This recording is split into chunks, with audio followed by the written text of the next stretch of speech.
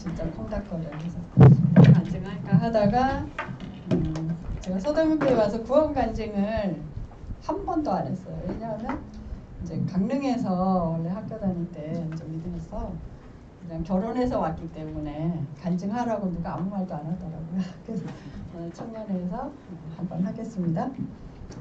저는 1974년 이제 고등학교 1학년 때인데 친구가 저희 집은 무신론 가정이었어요. 친구가 야, 너 교회 갈래? 그래? 한번 가보지 뭐. 그러고 이제 교회를 처음 갔어요. 근데 그게 마침 우리 모임의 강릉 교회였어요.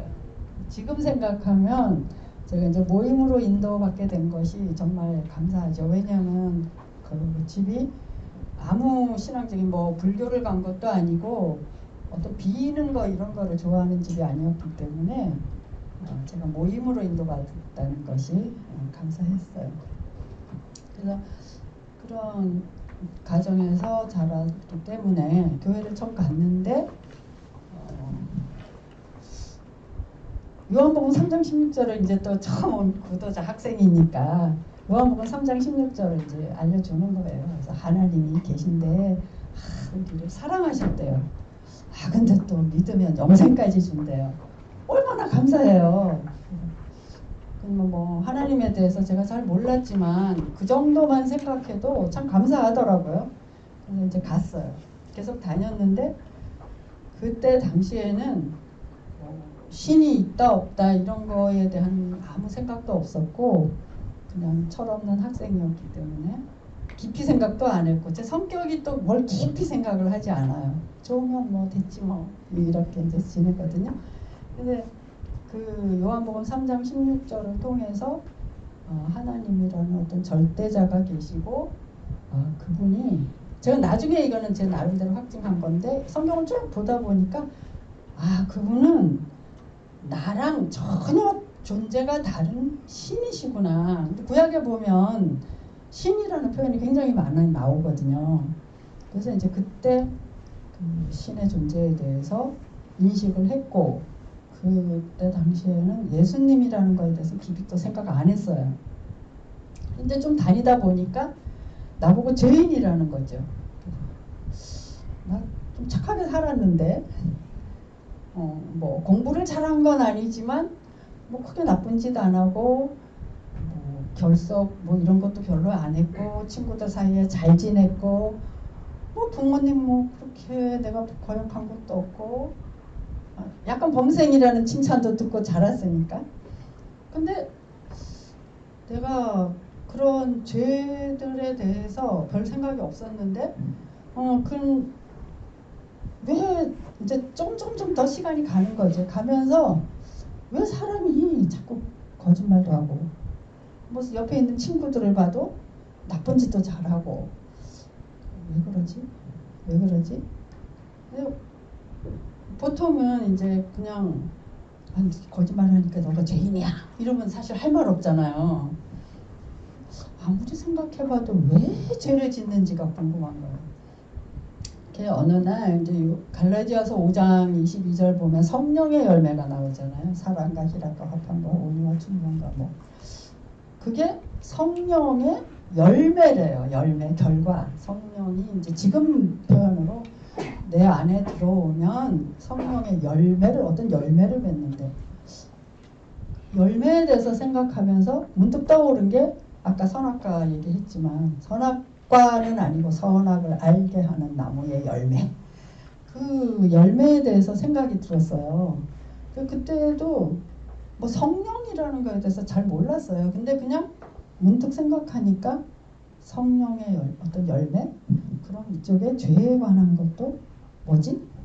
그러면서 이제 창세기를 읽다가 아담과 하와가 하나님 말씀을 믿지 않았잖아요. 마음으로. 그게 선악과를 알게 하는 나무 열매 똑 따먹어서 사실은 죄가 아니고요. 마음에 이미 하나님 두기를 싫어했다는 로마서 1장 29절 말씀처럼 마음으로 벌써 하나님을 거절한 거죠. 그러니까 얘는 아담과 하와 할머니 할아버지는 선악을 알게 하는 나무 열매를 따먹을 수밖에 없는 필연인 거예요.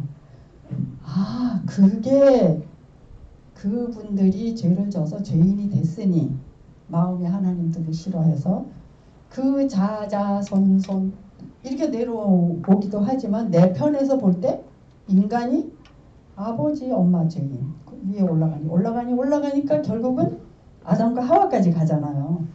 아, 그래서 우리는 인간은 죄인이구나. 그래서 제가 죄인이니까 죄를 짓는다고 이제 알게 됐어요. 왜냐면 아, 너 죄지, 너 거짓말했지. 그러니까 너 죄인이야.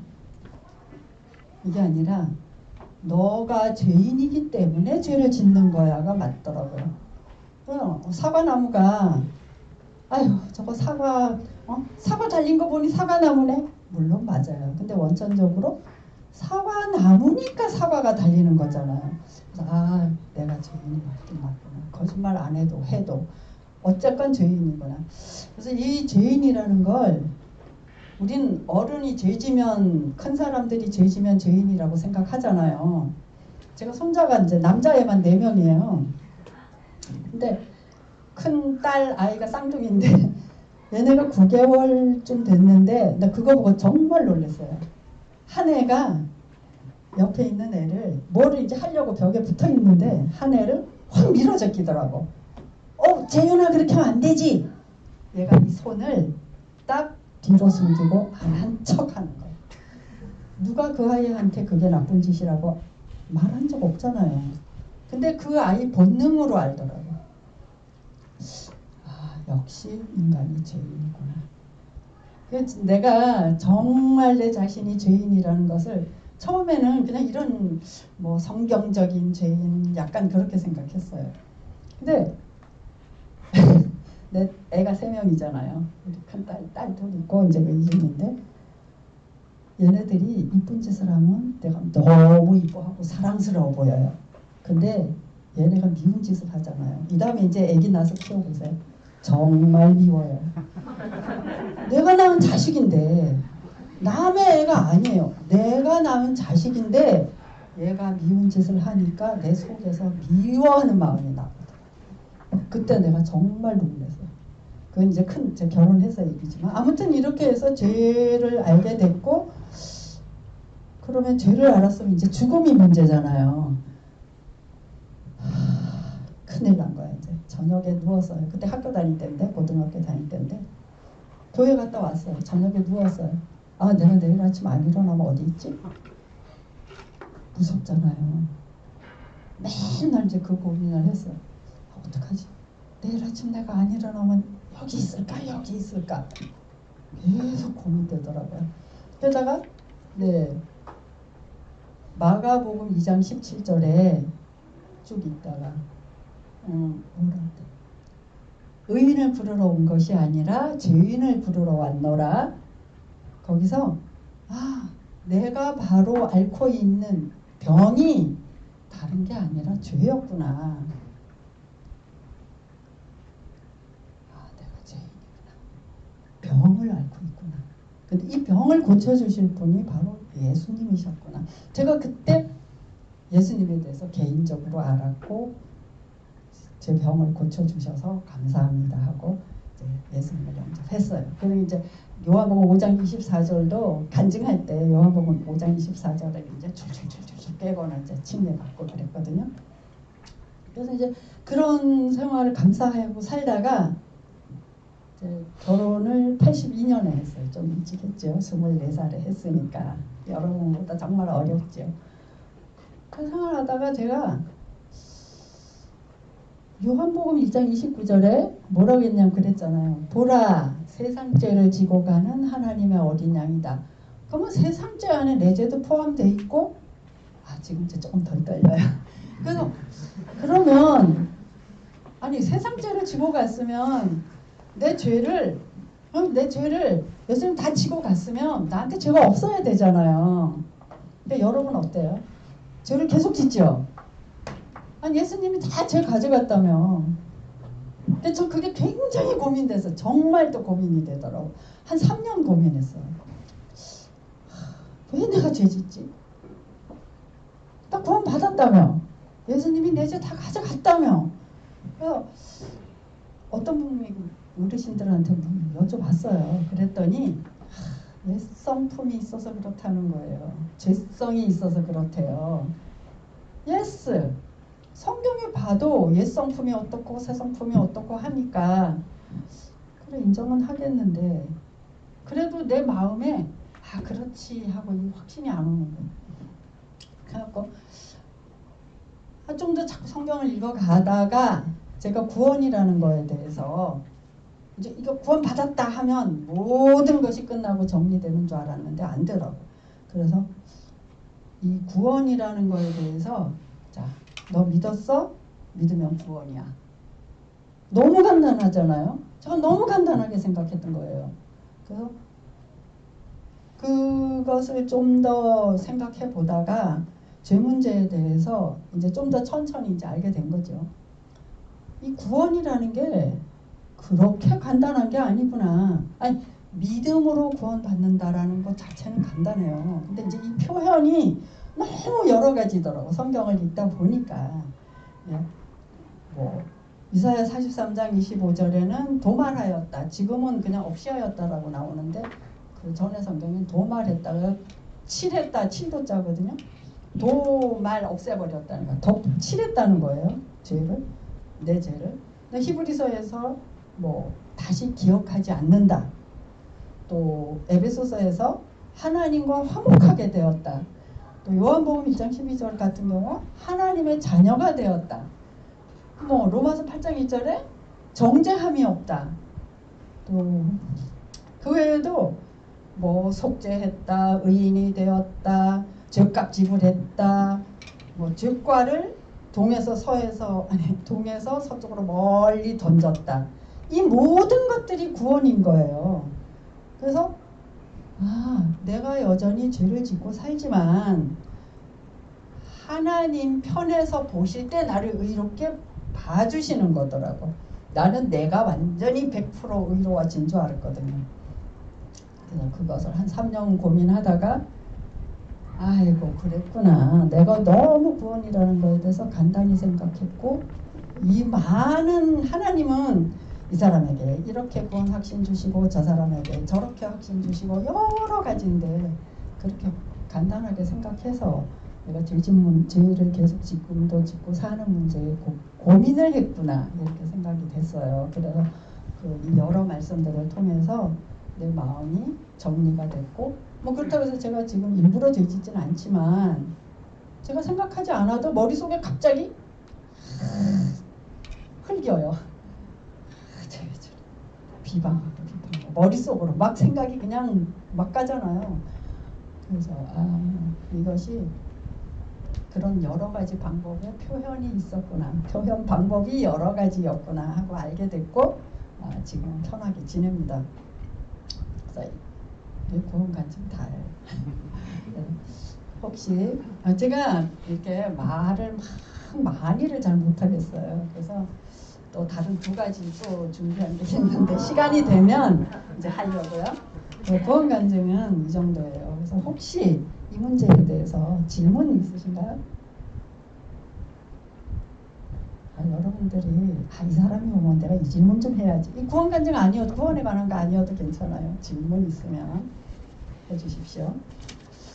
조금 이제 제가 나이가 조금 들어서 뭐 어떤 질문이 오면 조금 대답해 줄 수 있거든요. 그 다음에는 여러분이 관심을 많이 갖는 결혼에 관한 거. 청년들은 결혼에 관한 게 항상 관심이 많죠. 그때 우리 남편은 군대 가기 전이어서 그 주일학교 일을 했어요. 주일학교 일을 많이 하다가 이제 군대 가기 전에 시간이 있다고 강릉교회에 주일학교 도우러 이제 오셨어요. 그래갖고 알게 됐거든요. 이제 시간이 지나면서 저를 좋게 봤나 봐요. 시간이 한참 지나더니 제가 참 좋아합니다 이러고 편지가 왔어요. 그래서 제가 뭐라 그럴게요? 좋아하는 거와 사랑하는 건 다릅니다. 답장을 딱 보냈어요. 그랬더니 그러면 내가 사랑합니다. 거창하게 내가 말을 했지만 사실 편지 그냥 글이에요. 그래서 이제 왔는데 뭐 그냥 어쩌고 저쩌고 교제하다가 근데 그러면 이게 제가 이제 여기서 분별에 관한 얘기를 좀 하려고 하는 거예요. 이게 진짜 하나님 뜻인지 아닌지 뭐 나 사랑한다고 무조건 갈 수는 없잖아요. 뭐 그렇다고 제가 우리 남편에 대해서 아는 게 별로 없었어요. 나이도 그냥 군대 가기 전이래 이 정도. 직업이 뭔지 또 뭐 그 부모님은 어떤 분인지 형제지간은 몇 사람인지 전혀 몰랐어요. 그래서 결혼을 해야 돼 말아야 돼. 근데 그야말로 우리 시엄마로 이거 주님 뜻인지 아닌지 또 뭐 기도를 해봐야 될 거 아니에요. 제가 어린 나이였기 때문에 다른 거 특별히 생각은 안 했고 그래도 하나님 뜻을 좀 구해봐야겠다 이렇게 생각을 했거든요. 그러다가 창세기 24장 37, 38, 58절 거기 이제 그 아브라함이 자기 종 엘리에셀을 보내서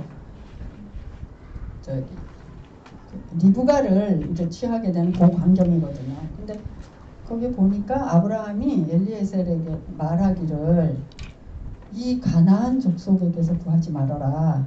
왜냐면 이제 그때 가나안 족속은 이방신들을 섬겼고 이민족이잖아요. 그러니까 뭐라고 말하냐면 내 족속 거기 가서 내 아들을 위해서 신부감을 데려와라. 그 말 하더라고요. 그래서 제가 그 순간 믿는 같은 그리스도인이면 되는구나. 아주 순수하게 그거 생각만 했어요. 그래서 그래 뭐 다른 거 돈이 있고 없고 근데 리브가는요 사실 아브라함이 돈 많았던 거 알았을 거예요. 왜냐면 엘리에셀이 엄청 자랑했거든요. 우리 주인이 뭐 이렇게 바리바리 싸보냈다고 이러면서 막 그리고 막 반지도 막 끼워주고 이랬잖아요. 돈이 있든지 없든지는 모르겠다. 그러고 이제 그냥 같은 그리스도인이라 하니 그냥 그래 응하자. 그러고 이제 보니까 58절에 또 리브가가 그 부모가 그러잖아요. 우리 열흘만 더 우리 집에 있다 가게 해라고. 그러니까 리브가가 아이고 가겠나이다 이럽니다. 열흘 있다 가겠다 소리도 안 해요. 가겠나이다. 그럼 나도 가겠나이다 해야 되는 거구나. 믿음 좋았죠. 얼마나 간단해요. 그냥 믿는 형제 가겠습니다 하고 이제 갔어요. 그래서 뭐 내 주변에서 크게 반대하는 사람도 없었고 가만히 눈치를 보니까 우리 집에서는 크게 막 기뻐하진 않더라고요. 아직도 나이 어린애가 무슨 교회에서 누구를 뭐 결혼하겠다 한다 하니까 그리고 막 뭐 크게 잘생기고 막 이런 것도 아니고 네, 그래서 집에서 반대는 하지 않았지만 막 흡족하게 여기지도 않더라고요. 그러거나 말거나 그냥 가겠나이다 이러고 이제 나섰죠. 그래서 이제 결혼했는데 그때 내가 뭐 그렇다고 해서 더 잘 분별해봤자 뭘 분별하겠어요. 분별할 게 별로 없더라고요. 그리고 뭐 부하면 부한 대로 그때 제 믿음으로 저 믿음 없지만 그때 그 순간에는 주님만 따르리라 뭐 이런 거창한 믿음으로 이제 나섰죠. 그래서 이제 서대문 교회로 결혼이 왔어요. 82년도에. 그래서 여러분들의 이제 결혼 간증님 그 후의 삶에 대해서 얘기하려면 굉장히 많습니다. 아무튼 뭐 이사를 16번 했고 이사를 16번 했고 뭐 애 3명이나 낳았고 뭐 또 경제적으로 어쨌고 저쨌고 그러면서 내 마음이 어땠는지 저는 믿음이 좀 있는 줄 알았어요. 근데 시간이 지나면서 보니까 내 마음 안에다가 그 어려웠던 어떤 시간들 이런 거를 정말 믿음으로 하나님께 맡겼어야 좋은데 나는 맡기노라 하고 살았는데 시간이 지나고 보니까 내 마음 안에 차곡차곡 쌓아놨던 거예요. 그래갖고 한번 터지면 그냥 막 터지더라고요. 그래서 내가 믿음이 없구나. 그래서 결국은 하나님 은혜로 그래도 하나님이 나와 함께 하셔서 오늘 이 순간 내가 여기 있구나. 그걸 알게 됐어요. 그래서 여러분들이 그 하나님의 뜻을 우리가 분별해야 할 때가 많잖아요. 뭐 결혼이나 또 뭘 하든 직장을 옮기든지 심지어는 뭐 대학 갈 때 뭐 또 뭐 할 때 많잖아요. 그래서 그 하나님의 뜻을 분별해야 할 때 보이지 않는 하나님 뜻을 우리가 어떻게 분별할까요? 참 어렵잖아요. 그렇다고 성경을 주님 제가 이거 하고 싶습니다. 갈까요 말까요? 탁 폈어. 그렇다고 가지 말아라 이렇게 나오는 것도 아니고 또 마음속에는 살짝 안 가고 싶어요. 근데 여기서 또 그래 가지 마 이럴 때도 있거든요. 그러면 우리가 성경을 탁 펴서 본다 그래서 그게 다 하나님 뜻일까요? 아닌 경우도 참 많아요. 맞는 경우도 있지만 그래서 이렇게 성경 점치는 건 여러분이 하지 않으셨으면 좋겠어요. 진짜요. 어떤 분들 그런 저 간증 들은 적도 있어요. 막 기도하고 나서 성경을 탁 그날 큐티 내용을 탁 폈더니 하라 했다는 거예요. 그래가지고 한 20년을 죽썩게 고생한 사람이 봤어요. 그래서 나중에도 그 얘기를 하더라고. 그때 자기는 분명히 말씀을 받았다는 거예요. 근데 그게 그렇게 하나님 뜻을 쉽게 우리가 분별할 수 있으면 얼마나 좋겠어요. 하나님은 신이에요. 우리와 전혀 다른 존재예요. 근데 우리가 그 뜻을 어떻게 쉽게 하영 송하영 자매가 최지훈 형제 마음을 쉽게 알겠어요? 서대문교에서 참 오래 같이 있었는데 몇 달 뭐 몇 년 같이 있었는데 자 원유민 형제가 정유성 형제님 마음을 쉽게 알겠어요? 오래 같이 있었잖아요. 그렇게 쉽게 우리는 하나님 뜻을 분별하지 못하잖아요. 제가 생각한 것은 하나님 뜻을 분별할 때 하나님은 이 성경을 통해서 굉장히 큰 틀을 준비해 주신 거잖아요. 자, 큰 틀을 준비해 주셨고 나는 그 안에 작은 사람으로 살아요. 근데 네 마음대로 해 이거거든요. 아까 지금 형제가 그 아담 하와가 따먹을 자유롭게 해주신 거. 그러니까 우리도 똑같죠. 큰 성경이라는 틀 안에서 니네 마음대로 살아. 그렇게 허락해 주셨거든요. 자유의지로. 그래서 우리가 내 의지를 가지고 선택할 수가 있어요. 근데 그게 성경이라는 범위 안에 있죠. 그래서 제가 생각한 것은 고린도전서 10장 31절에 뭐라 그랬냐면 먹든지 마시든지 무엇을 하든지 하나님의 영광을 위하여 하래요. 그래서 제가 아마 이런 것들을 좀 미리 알았으면 결혼 전에 더 고민했을 거예요. 이게 하나님께 영광인지 아닌지 과연 이 사람한테 가는 게 옳은지 아닌지. 근데 그때 몰랐길 다행이지.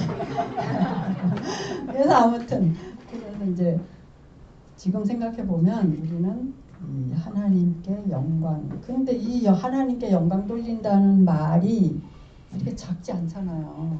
굉장히 크고 넓은 광범위예요. 생각하기 어렵죠. 근데 첫째로 우리가 생각해 볼 수 있는 것은 죄 짓지 말아야 돼요. 어떤 일을 하든지 죄와 관련된다. 그건 그 순간 끊어야 돼. 하나님이 제일 싫어하는 게 죄잖아요. 그래서 죄 짓는 일이 아니어야 된다. 근데 참 빠져나갈 구멍도 잘 찾아요.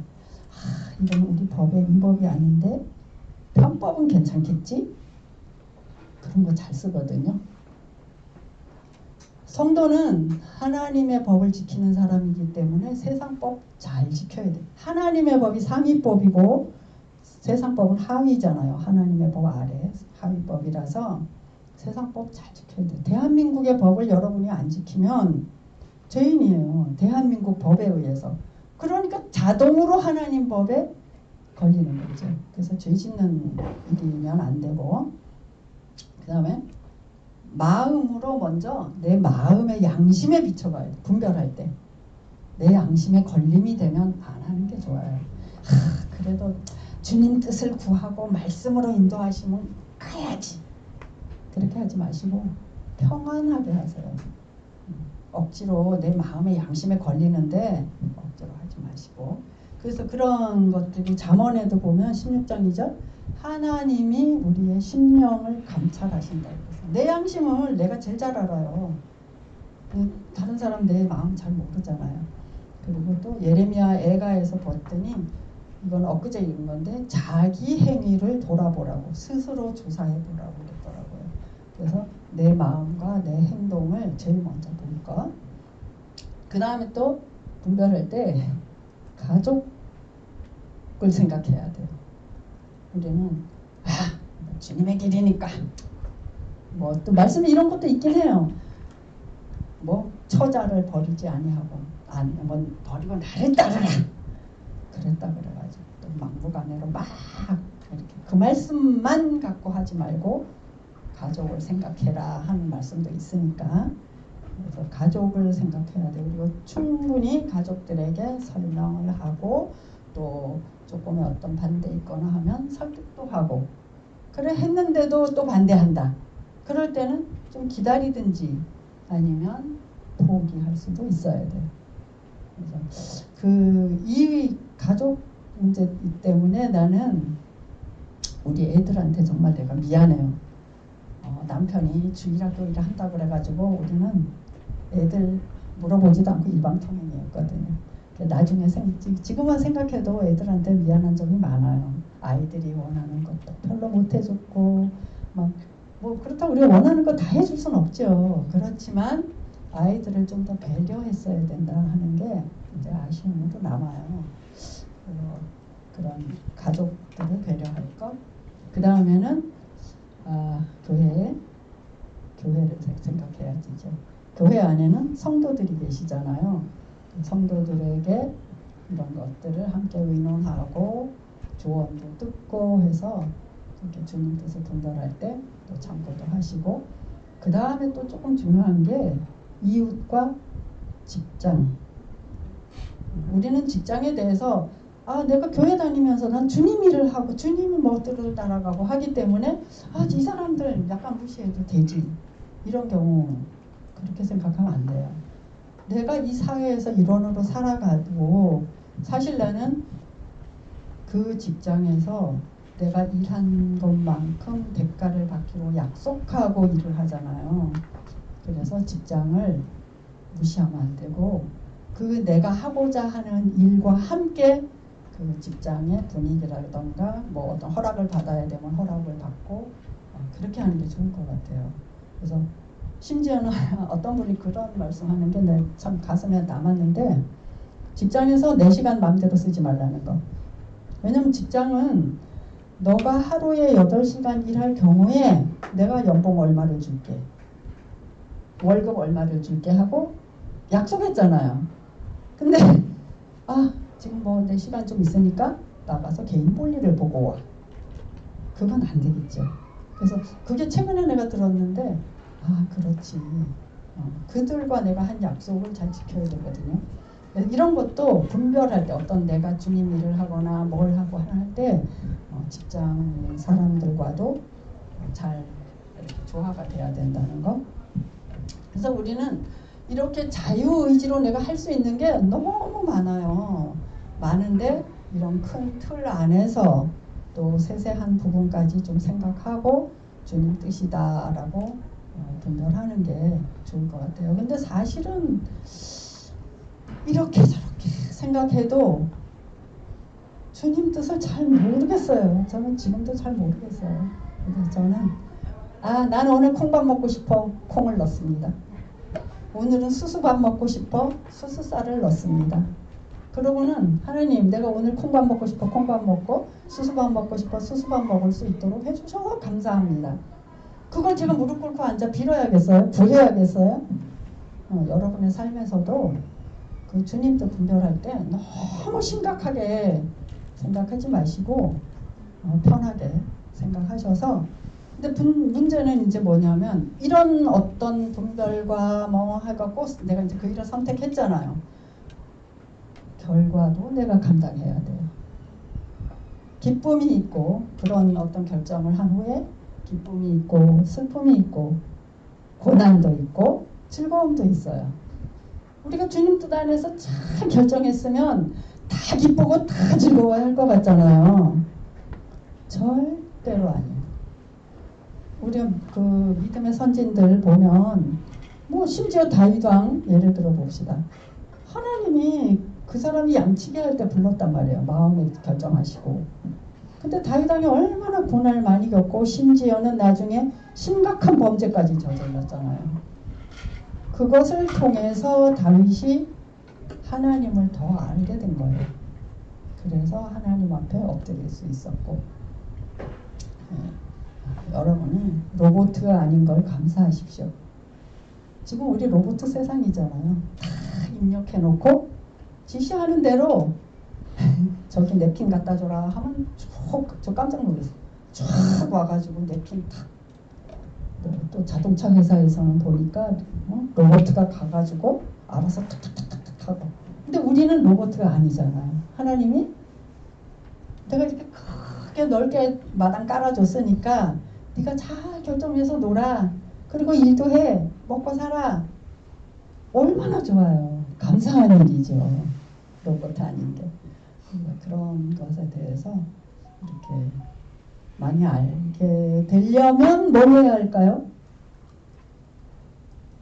이렇게 하나님의 큰 틀을 알려면 뭘 해야 할까요?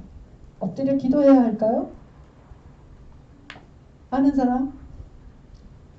그냥 아무런 대답이라도 좀 해보세요. 너무 쳐다만 보고 있으니까. 성경을 읽어야겠죠. 왜냐면 성경에는 아주 많은 상황들이 기록되어 있어요. 포로로 잡혀서 사는 것도 있고, 해방돼서 오는 것도 있고, 물 건너간 것도 있고, 산을 넘어간 것도 있고, 뜨거운 태양 아래 살았던 것도 있고, 다 무너져서 아무것도 없던 때도 있고, 또 포도원에 가서 포도를 너무 많이 수확한 때도 있고. 우리 하나님 뜻을 좀 더 알려면 성경 많이 읽어야 돼요. 그냥 큐티 나 오늘 했어. 그건 내 할 일 했다 밖에 안 돼요. 어린아이들에게 제가 지금 우리 집에 우리 둘째 딸네 집에 애 보러 다니는데 얘가 만 3년 3살이에요. 책을 처음에 관심이 없더니 책을 많이 읽거든요. 읽어달라 그래요. 그래서 많이 읽어줘요. 말할 때 보면 나중에 아주 적재적소에 잘 써먹더라고요. 똑같아요. 여러분이 성경을 많이 읽어야 이런 상황 저런 상황일 때 하나님 이렇게 말씀하셨지. 하나님이 나에게 오늘 이렇게 지시해 주시네, 알려주시네, 이런 걸 알 수 있거든요. 그래서 성경을 많이 읽으시고, 많이 읽는 방법 중에 한 가지가 제가 해본 건데, 성경 전체가 1750페이지 정도예요. 그래서 이게 큐티로 우리 교회에 따라가면 1년에 한 번은 돼요. 되는데 그거는 그것대로 따로 가고, 통독을 많이 하면 좋아요. 그러면 창세기부터 계시록 끝까지 이렇게 한 줄로 엮어지는 게 되거든요. 그래서 성경을 읽으실 때 매일 페이지로 읽으니까 제일 좋더라고요, 저는요. 왜냐하면 장으로 읽으면 어떤 장은 길어요. 자, 시편 119편 얼마나 길어요. 5장 읽으려면 119편 210, 220, 아니 215까지 쫙 읽으려면 너무 많잖아요. 딱 지겨워져요. 근데 시편 117편이면 4줄이에요. 그러면 그 한 장 얼마나 좋아요? 고기가 속한 5장 읽으면 그날 너무 기분 좋다고요. 빨리 끝냈으니까. 그게 사람 마음이더라고요. 근데 그렇게 하는 것보다는 하루에 10페이지를 읽으면 6개월 읽어요. 매일 그냥 10페이지를 읽는 거예요. 그러면 6개월, 1년 2번 읽잖아요. 하루에 20페이지를 읽으면 3개월에 읽어요. 그럼 1년에 4번을 읽어요. 좋죠? 하루에 30페이지 읽으면 6번 읽어요. 1년에. 제가 50페이지 읽기를 한번 해봤어요. 엄청 지겨워요. 하루에 50페이지 읽으려면 엄청 지겹거든요. 근데 한 달 만에 끝나요. 기분이 진짜 좋더라고요. 뭐 하얀 건 종이, 까만 건 글씨 상관없어요. 만약에 여러분이 해보실 수 있으면 하루에 50페이지 읽기 한번 해보세요. 그럼 한 달에 한 번씩요 착착착착 읽어 나가면 진짜 연말 되면 기분 좋아요. 근데 하나님이 그렇게 읽은 말씀도 우리 안에서 성령으로 역사해 주실 수 있다는 것. 그래서 장수로 읽지 말고 페이지 수로 읽으세요. 장이라는 건 성경 장절. 그렇게 할 때 여러분이 많이, 그래야 친구가 물어보면 야 성경 몇 장 몇 절에 이렇게 말했거든? 대답해 줄 수 있잖아요. 얼마나 좋아요. 50페이지 읽기는 조금 무리니까 한 20페이지 읽기는 해보세요. 젊은 사람들이니까 빨리빨리 읽을 수 있잖아요. 20페이지 읽으면 1년에 4번 읽어요. 좋아요. 하나님이 착하다, 참 잘했다 칭찬해 주실 것 같아요. 그래서 이런 것이 여러분에게 분별할 때 조금 도움이 됐으면 좋겠습니다. 이상입니다. 그럼 끝낼까요? 시간이 더 써도 돼요? 3시인데 대답을 안 하세요. 또 한 10분짜리 또 있어요. 아니 왜냐면 나는 이 한 주제를 가지고 막 30분 1시간 못 하겠더라고요. 그래서 그냥 또 듣는 여러분도 좀 지루할 것도 같고 그래서 그냥 이렇게 생각해 봤어요. 이거는 제가 신명기를 읽으면서 개인적으로 이제 쭉 이번에 읽으면서 신명기에 막 이렇게 사랑이라는 말이 많이 나올 줄 몰랐어요. 그냥 슬슬 읽어갔는데 갑자기 사랑이라는 말이 너무 많이 나와요. 여러분이 신명기 읽게 되면 한번 쭉 읽어보세요. 사랑이라는 말이 많이 나오는데 6장 5절에 보면 뭐라 그랬냐면 마음을 다하고 뜻을 다하고 힘을 다하여 하나님 여호와를 사랑하고, 하나님 사랑하래요. 근데 이제 중요한 건 신명기 11장 1절 내 하나님 여호와를 사랑하며 그가 주신 책무와 법도와 규례와 명령을 항상 지키라. 13절에 하나님 여호와를 사랑하여 마음을 다하고 뜻을 다하여 섬기라. 신명기에는 또 하나님이 많이 말씀하신 게 뭐가 있냐면 내가 사랑함으로 너희를 이끌어냈다는 말이 참 많아요. 내가 너희를 사랑함으로. 그러면 우리는 뭐가 생각나죠? 요한복음 3장 16절 생각나잖아요. 내가 사랑함으로 너희를 사랑함으로 독생자를 보낸다고. 사랑이 참 좋은 말인데요. 그래서 저는 이제 이걸 읽으면서 이거 큐티 나눔이에요. 하나님 여호와를 하나님 여호와를 사랑하래요. 그러면 왜 하나님이 내가 섬김을 하자. 우리는 다 교회 와서 섬기고 이웃을 섬기고 뭐 섬기고 일하고 봉사하잖아요. 그러면 제 자신을 돌아봤어요. 이건 이제 우리라고 제가 표현하지만 먼저는 저 자신이에요. 내가 자매니까 봉사하는가? 자매니까 잘 기억해두세요. 형제니까 나는 형제니까 나는 성도니까. 자, 또 이런 것도 있어요. 나는 받은 하나님의 은혜가 너무 감사해서 그 은혜 갚으려고 봉사. 그래 나는 성도니까 이 정도는 해야지. 아 쟤는 성도인데 왜 안 해? 쟤는 형제인데 왜 안 해? 내 자신이 그런 손가락질을 다른 사람을 위해서 많이 했더라고요. 근데 나는 과연 하나님 여호와를 사랑함으로 일하는지, 사랑으로 일하는 게 아니라 사랑함으로 일하는지.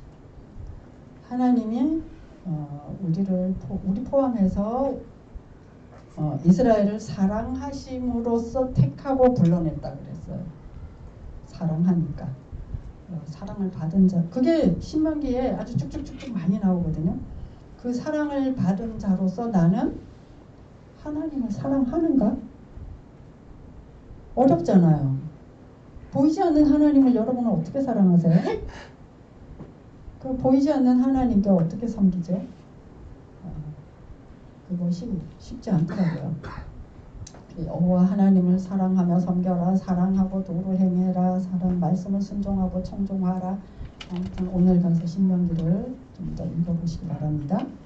자, 그래서 우리 섬김 수고는 하나님 여호와를 사랑하는 것이 먼저예요. 이 일 중요하죠. 그리고 또 내가 성도니까, 자매니까, 형제니까 하는 거 중요하죠. 근데 하나님이 생각하시는 거는 니네가 사랑함으로 해. 나를 사랑함으로 해. 자, 여러분 집에 가면 저는 아내니까 나 오늘 밥하고 빨리 하고 청소해야 돼. 아내니까 해야 돼. 엄마니까 해야 돼. 되게 힘들거든요. 근데 예를 들어서 남편한테 할 때는요, 아내니까 이거 해야 돼 막 불평이 조금 있어요. 근데 아이들을 위해서 하는 거 하나도 안 힘들더라고요. 왜 그럴까요? 사랑함으로 하니까. 자, 여러분이 나 저 형제를 참, 그 사랑이라는 게 뭐 이성적인 거 아니고요. 저 형제 사랑해. 나 하나님을 사랑해. 하면 아무리 이래도 힘이 안 들어요. 근데 내가 형제니까 이거 해야 돼. 내가 자매니까 이거 해야 돼. 점점점 힘들어져요. 그리고 안 하는 사람에 대해서 원망과 불평이 생겨요. 근데 그냥 보이지 않는 하나님이지만 하나님 사랑함으로 하면 그냥 내가 사랑하니까 얼마나 기쁨으로 할 수 있겠어요. 힘이 안 들어요. 그래서 하나님을 사랑하고 봉사함으로, 사랑함으로 섬기시고, 그 시간이 지날수록 점점 기뻐지고, 처음에는 하나님 사랑하는 게 뭐지? 보이지 않는 하나님을 어떻게 사랑하지? 찾으세요. 보이지 않는 하나님을 어떻게 사랑하는 건지 성경에 다 써 있어요. 그러니까 저도 알아봤자 이만큼 알아요. 아주 바늘끝만큼. 여러분들이 성경 많이 읽고 더 많이 찾고 더 많이 발견하면 좋겠어요. 그래서 우리는 당연히 성도로서, 자매로서, 형제로서 섬기지만 그것보다 하나님을 사랑함으로 섬기면 마음도 편하고 피곤하지 않고 다른 사람을 향하여 손가락질 안 하고 이렇게 될 것 같아요. 그래서 여러분에게 정말 이 말 조금 해주고 싶었고요. 그래서 신명기를 읽으실 때 다음에는 사랑에 관해서 좀 그 사랑이란 단어에 주목해서 좀 읽어보시고 사랑 넘치는 청년회가 되기를 바랍니다. 네, 이상입니다.